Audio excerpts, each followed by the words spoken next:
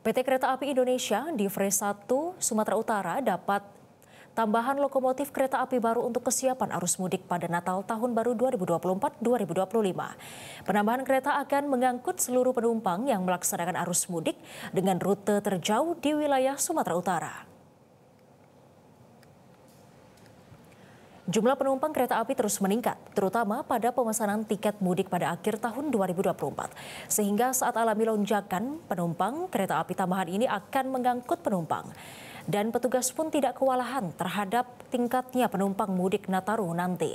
Menurut VP di Phase 1 Sumatera Utara Muhammad Ari Faturrohman, lokomotif kereta api ini buatan pabrik General Electric Amerika Serikat tahun 1991 dan sudah beroperasi di Indonesia pada tahun 1992.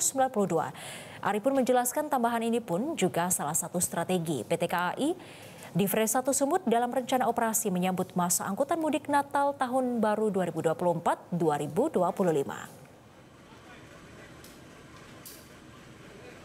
Semua rute kalau untuk lokomotifnya ya. Semua rute. Jadi tidak khusus misalnya harus di Srigila atau di mana, tidak. Disesuaikan dengan kebutuhan operasional di Phase 1. Lokomotif ini sudah menjadi armadanya di Phase 1 ya. Jadi untuk persiapan angkutan Natal dan Tahun Baru ini kami sudah siapkan dalam satu strategi yang namanya rencana operasi. Jadi kami sudah buatkan rencana operasinya sehingga perjalanan kereta api di masa angkutan Nataru ini pun dapat kami optimalkan dari sarana yang kami miliki sendiri.